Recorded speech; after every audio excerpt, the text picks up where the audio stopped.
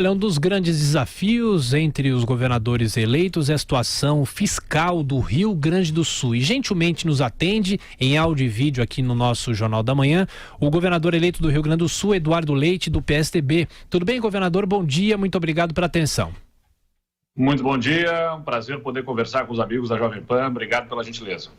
Prazer é nosso. Governador, como é que é possível entrar no regime de recuperação fiscal? O senhor já chegou a declarar que pretende vender algumas empresas do Estado. Será que é possível? E, aliás, o senhor já tem a situação real que o Estado vive nessa transição que o senhor já está comandando aí no Estado? Olha, Tiago, nós estamos no processo de transição buscando as informações oficiais nos dados mais refinados. Mas é claro que sabemos bem a situação fiscal do Rio Grande do Sul ela é bastante grave. São dos últimos 40 anos, aí, a maior parte do tempo, mais de 30 anos, aí, o Rio Grande do Sul gastou mais do que arrecada. E, consequentemente, tem uma situação fiscal bastante sensível.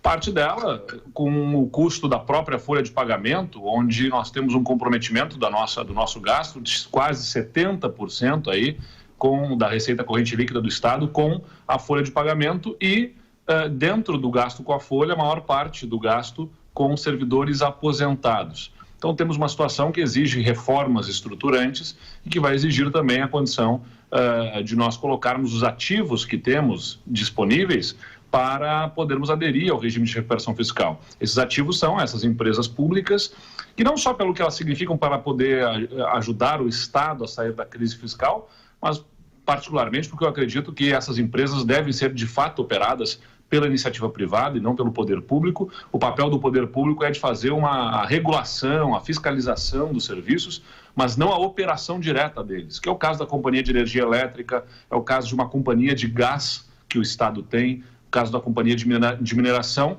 ou também da empresa gaúcha de rodovias, que faz a operação de rodovias estatais. Então, nós vamos sim discutir isso com a Assembleia Legislativa, logo no início do governo, para podermos viabilizar a venda dessas estatais e a adesão ao regime de recuperação fiscal.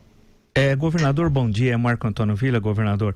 Perguntar uma questão histórica para o senhor aí. Claro que eu sei que é um problema muito longo, mas que de forma sucinta, que o senhor pudesse responder. O Rio Grande do Sul foi governado por vários partidos políticos, PSDB, PMDB, PT, PDT e tal. E a situação foi cada vez piorando, ficando mais grave. Quando surgiu o Mercosul, falavam que Porto Alegre seria uma espécie de capital do Mercosul, pela posição geográfica privilegiada do Rio Grande do Sul entre os grandes parceiros de então, né? Uruguai, Argentina e, claro que, e o Paraguai e tal. Era essa a composição à época quando surgiu o Mercosul. Porém, parece que tudo deu errado no Rio Grande do Sul. Quer dizer, ele teve um momento na República que tudo deu certo, mesmo com regimes autoritários, como na Primeira República, lembrar Júlio Cacilhos, Borges Medeiros, etc., depois Getúlio Vargas. Há boas administrações a partir de 45, né? Em certos momentos da história mais recente, mas o que aconteceu? Por que o Rio Grande do Sul não foi a capital do Mercosul, um estado desenvolvido, e entrou nessa crise que parece que é sem fim? Olha, de fato, uma pergunta que exige uma resposta longa, vou tentar ser sucinto aí. Sim. Mas, de fato, o que tem, como eu estava falando, o Rio Grande do Sul tem esse gasto maior do que se arrecada há cerca de 40 anos. E nós temos parte desse problema, como eu disse, problema estrutural. Aposentadorias precoces, né? Isso é um problema que atinge todo o país, a maior parte dos estados, mas que aqui se agrava diante das estruturas de carreiras no próprio serviço público, que permitem, por exemplo, com que haja aposentadorias de servidores aos 38 anos de idade. Então, claro que são exceções, mas acontecem. Então, a gente tem situações difíceis que levam a um gasto público do ponto de vista estrutural, ou seja, não é conjuntural, que a gente consiga resolver rapidamente.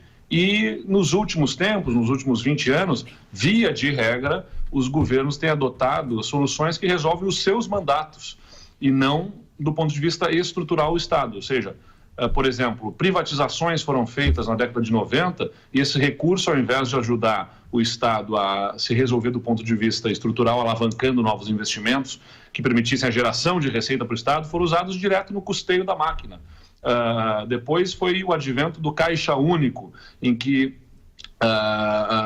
os recursos que iam para fundos específicos que deveriam financiar determinadas políticas caíam todos no mesmo caixa para poder sustentar o gasto corrente do Estado. E, mais recentemente, o caso dos depósitos judiciais, que são aqueles recursos que são depositados em ações judiciais, tanto em relação ao poder público quanto entre duas pessoas particulares, da iniciativa privada, e que alguém deposita, está discutindo, né, uma dívida e deposita o valor daquela dívida, e o Estado sacou aí cerca de 6 bilhões de reais e usou esse recurso, mais uma vez, para pagar o rombo do caixa, o custeio da máquina. Ou seja, sempre os governos têm tido, via de regra, claro, com honrosas exceções, a prática de resolver os seus 4 anos. O que podem usar para poder pagar as contas dos seus 4 anos e empurrar o problema um pouco mais para frente. Então é isso que nós nos propomos, a podermos tomar soluções que ajudem o Estado a se reestruturar e não precisar mais dessas soluções que resolvam 4 anos cavando um buraco mais profundo lá para frente.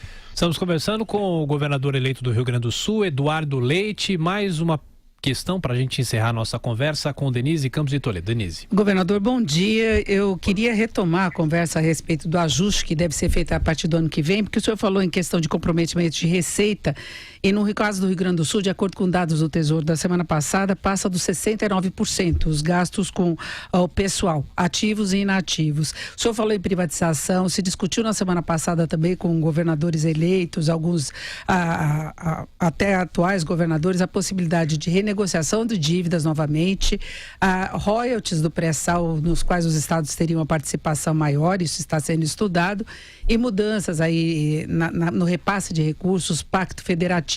Agora há um grande temor, inclusive o atual ministro da Fazenda chamou atenção para isso, que se consiga receitas extras, como o caso do pré-sal, renegociação de dívida e a situação se mantenha, que é o que a gente tem visto há bastante tempo. Então eu queria saber como é que o senhor vê essa questão de mudança para valer da questão administrativa do Estado.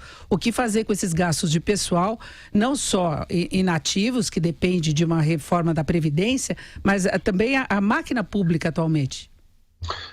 Eu acho que a preocupação do futuro ministro da Fazenda, Paulo Guedes, ela é pertinente.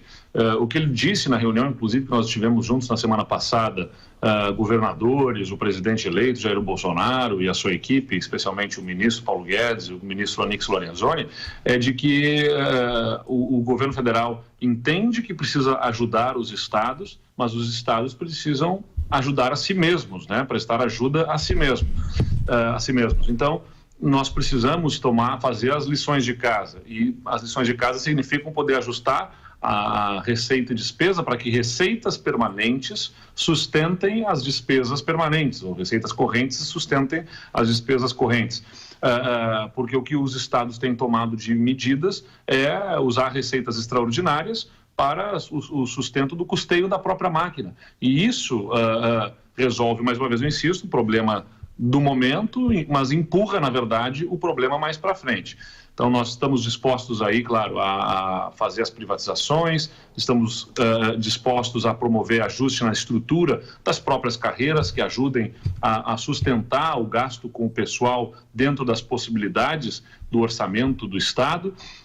E, claro, temos que apoiar, e acho que esse é o grande chamado que foi feito, as reformas em nível nacional que também vão ajudar os estados, como é o caso da reforma da Previdência. Uma reforma importante que faça com que o sistema previdenciário, que aqui no Rio Grande do Sul, o déficit da Previdência equivale a cerca de 11 bilhões de reais no nosso orçamento, de um orçamento que vai a cerca de 60 bilhões, 11 bilhões são consumidos pelo déficit da Previdência, do sistema previdenciário. Então, é evidente que nós precisamos dessas reformas para poder ajustar o Estado e garantir futuro aos gaúchos. O melhor a gente tem, que eu digo, que é um Estado que produz, de gente que faz. A gente precisa dar espaço para essa produção, dando espaço para a nossa economia crescer, gerar emprego, gerar renda, gerar riqueza. Conversamos com o governador eleito do Rio Grande do Sul, Eduardo Leite, do PSDB. Governador, mais uma vez, obrigado pela atenção, pela gentileza. Voltaremos a nos falar ao longo do ano que vem, sem dúvida. Bom trabalho e até a próxima. Muito obrigado e um grande abraço aos amigos.